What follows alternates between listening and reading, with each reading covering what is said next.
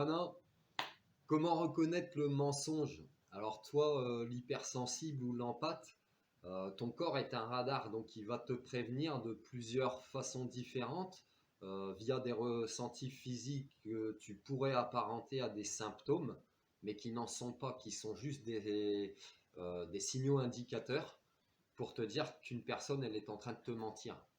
Donc, si tu es confronté au mensonge, recentre-toi sur toi et prête attention à ce que ton corps te retransmet comme signaux.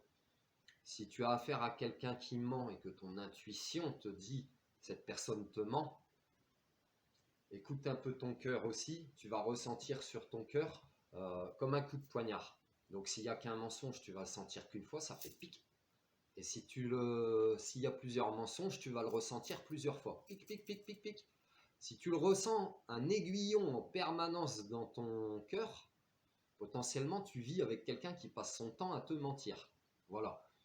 Il y a d'autres symptômes que tu peux cumuler, comme par exemple, tu sentiras une pointe dans ton dos vers l'omoplate, qui est le coup de poignard derrière, dans le dos aussi. C'est mensonge, mais c'est trahison en termes d'infidélité. Voilà. Avec ce symptôme peut s'ajouter la pointe dans le dos, le pic au cœur et un ressenti de nausée. La personne te rend malade ou elle n'est pas honnête, enfin en tout cas ça te rend malade. Elle est infidèle aussi, peut-être. Et ce cumul de signaux-là te montre le mensonge. Certaines personnes peuvent réagir différemment, parce qu'on est tous différents. Ton corps peut te prévenir différemment face à quelqu'un qui ment. Par exemple, tu peux sentir un changement vibratoire dans la pièce. Et toi, tu vas percevoir en toi-même comme si tu te figes sur place, tu sais. Donc voilà, à toi de trouver le ressenti qui te correspond. Soit peut-être tu auras le coup de poignard dans le dos, peut-être tu auras le pic au cœur, peut-être tu seras figé sur place, peut-être que ce sera les trois. Donc tous ces ressentis te montrent que tu es face à quelqu'un qui te ment.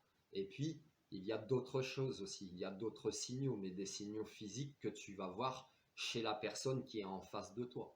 Par exemple, ce sera une personne qui ne te regardera pas dans les yeux quand elle parle, qui aura un regard fuyant quand tu lui poses des questions, qui ne te répondra pas yeux dans les yeux. Quand bien même elle te répondrait yeux dans les yeux, elle n'aura pas de clignement de paupières. Parce que pour te répondre, son cerveau doit se concentrer. Et oui, il faut se souvenir, parce qu'à force de mentir, c'est le serpent qui se mord la queue, quoi. C'est-à-dire que il faut que son cerveau se souvienne, mince, qu'est-ce que j'ai raconté, qu'est-ce que j'ai pu dire. Donc il faut que je trouve la bonne réponse à la question qu'on me pose. Donc pour te répondre, cette personne est en train de réfléchir. Donc elle te répondra de façon presque intimidante, de toute façon, puisqu'elle aura ses yeux grands ouverts.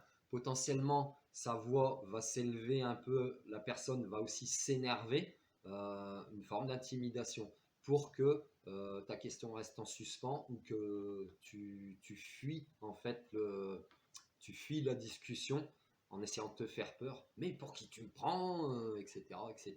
Et puis du coup, tu te mets en retrait, tu n'as pas de réponse à tes questions. Et le menteur en face de toi, il est content parce que il a réussi une fois de plus à te mentir, à noyer le poisson et puis à ne pas assumer ses responsabilités. Voilà, tu peux aussi regarder ses mains, qu'est-ce qu'elles font. Souvent, ses mains, elles vont disparaître. Tu les verras pas. Voilà, elles seront cachées.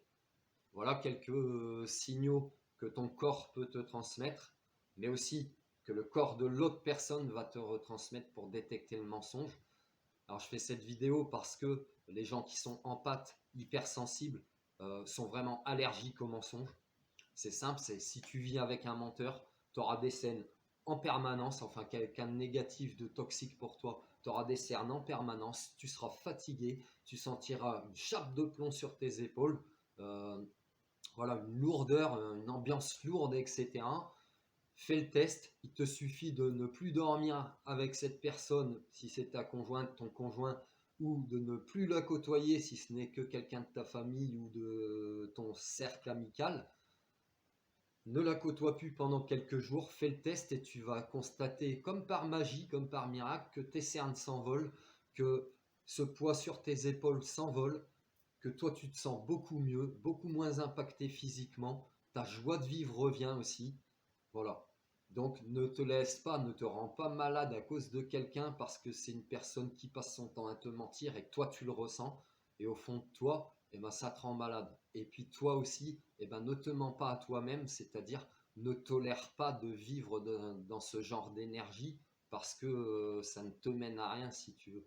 Voilà. Ça ne te mène à rien à part te desservir physiquement au niveau de ta santé et puis psychologiquement, moralement, matériellement potentiellement aussi, quoi. Voilà, ça fait beaucoup de mal, hein, tu vois. Sur ce, je te laisse. J'espère que ma vidéo, elle te parle.